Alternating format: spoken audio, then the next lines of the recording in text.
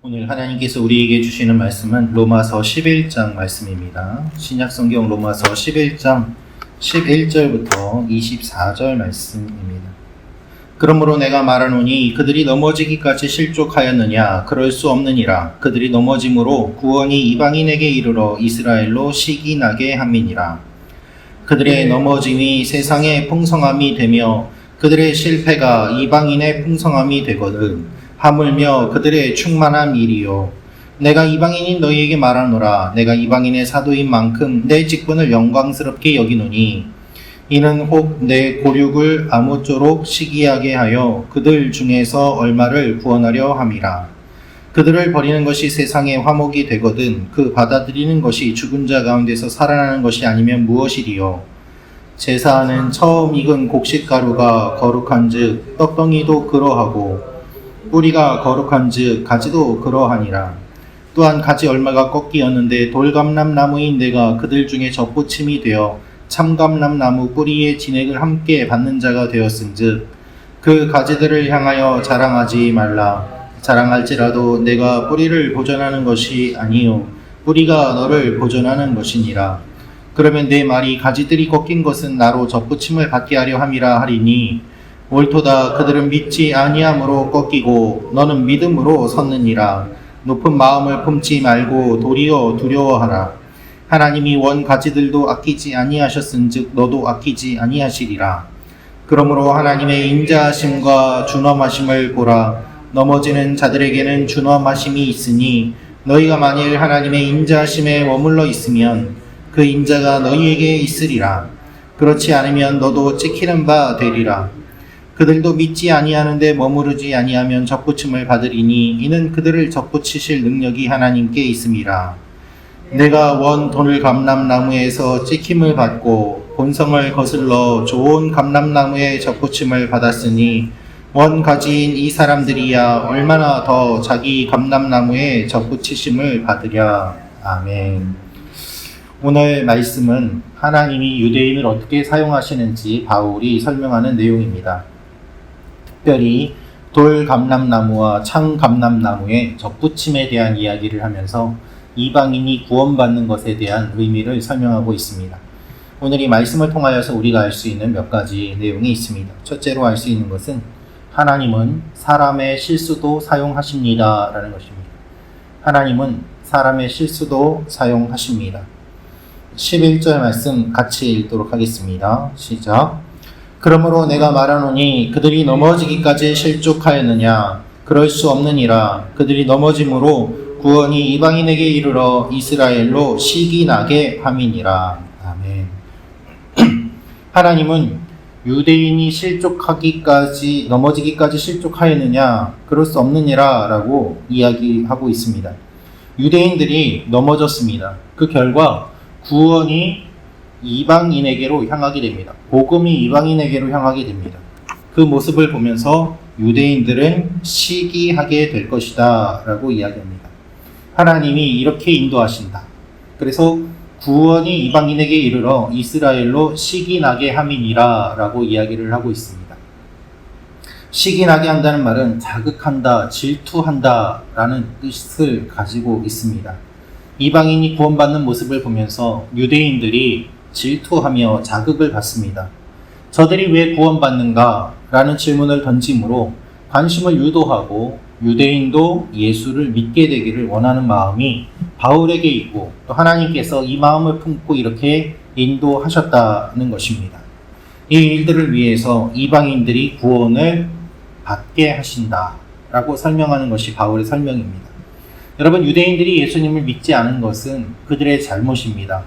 그들의 실수입니다. 그러나 하나님은 그 실수도 사용하셔서 복음의 방향이 바뀌어 이방인에게로 향하게 하시고 또한 이방인이 구원받는 것을 통하여 복음을 거부했던 유대인들이 질투를 하고 그들도 마음을 돌이켜 하나님께로 돌아올 수 있도록 하시는 것이 하나님의 방법임을 설명하고 있습니다. 우리가 최선을 다하더라도 넘어질 수 있고 실수할 수 있습니다. 그리고 잘못 판단할 수도 있습니다. 하나님 앞에서 부족한 부분이 있습니다. 그러나 하나님은 그 부족한 부분까지도 모두 다 사용하십니다. 유대인들이 예수 그리스도가 누구인지를 모르고 그를 십자가에 매달아 죽였지만 하나님께서는 오히려 그 일을 통하여서 구원의 문을 열어주셨고, 이 복음 소식을 유대인들이 먼저 들었지만 그들이 믿지 않는 그 잘못을 하나님께서는 이방인들이 복음을 받아들이도록 하심으로 말미암아 구원의 문을 더욱더 열어가시는 것을 볼 수 있습니다. 우리가 부족한 부분들이 있지만 하나님은 우리의 그 부분들까지도 다 사용하십니다. 우리가 최선을 다할 때 하나님께서 모든 것을 합력하여 선을 이루어 가시는 것입니다. 그래서 내 생각보다 하나님의 생각이 더 뛰어나고 내 방법보다 하나님의 방법이 더욱더 뛰어남을 주님이 보여주십니다. 그래서 오늘도 안심하고 하나님 앞에 나아갈 수 있는 것입니다. 두려움으로 신앙생활을 하는 것이 아니라 하나님 안에서 안전한 신앙생활을 할 수 있습니다. 두려움으로 우리를 억압하는 그런 종교들과 가르침들이 있습니다. 그런 우상의 가르침들도 있습니다. 이렇게 하지 않으면 벌 받는다. 이렇게 해야만 한다. 한번 실수하면 큰일 나는 것처럼 그렇게 가르치는 것들도 있습니다. 그러나 주님은 그런 말씀을 하지 않으십니다.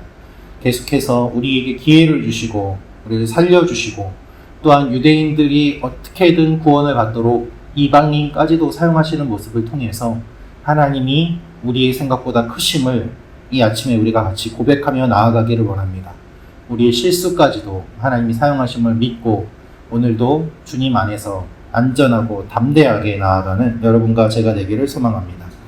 두 번째로 알 수 있는 내용은 구원의 은혜를 기억하며 겸손하게 서야 합니다 라는 것입니다. 구원의 은혜를 기억하며 겸손하게 서야 합니다. 17절 18절 말씀 같이 읽겠습니다. 시작. 또 한 가지 얼마가 꺾이었는데 돌감람나무인 내가 그들 중에 접붙임이 되어 참 감람나무 뿌리의 진액을 함께 받는 자가 되었은즉 그 가지들을 향하여 자랑하지 말라. 자랑할지라도 내가 뿌리를 보존하는 것이 아니요 뿌리가 너를 보존하는 것이니라. 아멘. 바울은 접붙임 이야기를 합니다. 뿌리 내리고 있던 한 나무의 가지를 자르고 그 가지에 다른 나무의 가지를 붙이면은 그 가지가 영양을 공급받아 한 나무가 되는 그와 같은 접붙임의 방법을 이야기하면서 이방인과 하나님의 백성인 이 유대 백성들이 원래 한 뿌리에서 나오고 그 뿌리를 통하여서 한 구원받는 존재가 됨을 설명하고 있습니다. 바울은 이 말을 통하여서 단순한 구원의 설명이 아닌 기존 이스라엘 중심의 신학 체계가 벗어나고 붕괴되어야 됨을 설명하고 있습니다.